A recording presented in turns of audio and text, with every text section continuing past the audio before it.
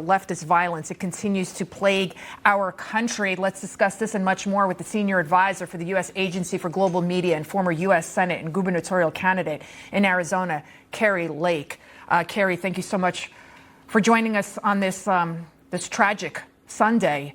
As you're watching what's unfolding there in front of your screen, I mean, how many more times does this have to happen where we're seeing these episodes of domestic terrorism?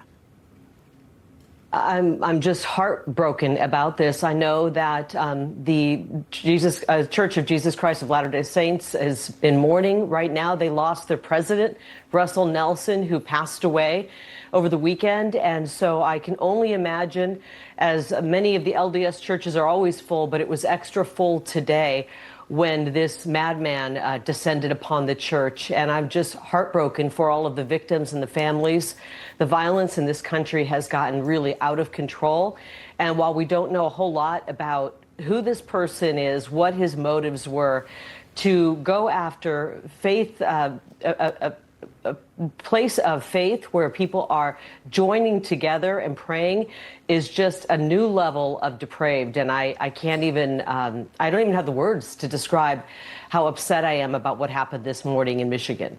Right, and Christians are under attack. We saw what happened to Charlie Kirk. We're seeing what's happening all around the world. We're seeing what's happening even at ICE facilities. We saw what happened in Dallas. We saw what we're happening in Portland right now. President Trump is trying to do everything he can to fulfill his mandate given to him by the American people to make America safe again. Yet you have Democrat leaders demonizing him instead. You've got the media, Kari. You're a member of the media. You were also a local news anchor for many, many years. They're telling a totally different, distorted version of what is really going on.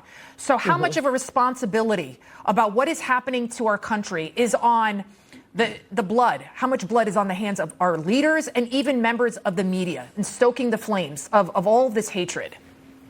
You know, I spent 30 years as a broadcast journalist, and I walked away from a very lucrative job, a 7-figure contract, during COVID, because I recognized that lies were being told and I didn't want to tell lies.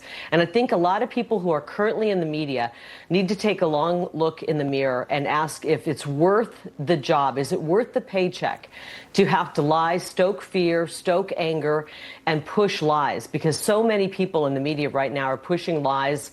And, you know, sometimes they'll say, well, we're not really lying. It's oftentimes what they're leaving out, pushing one side of a story and not pushing and telling the other side of the story. And they've been doing that for a long time when it comes to President Trump, trying to demonize people who love this country, who support President Trump, leaving out part of the story whenever they're covering him to try to make him and paint him in a bad light.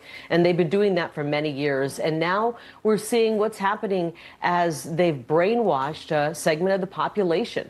It's happened in the media. It's happening in our education system. It's happening in culture, where they're pushing absolute abject hatred toward people who love this country and want to make our country great again. And so I think there is some responsibility, a lot of responsibility that the media has to take. And it's time for people to walk away from those jobs, come out and say, I can't do it anymore. I won't do this anymore. And I'd rather walk away and than push lies and propaganda.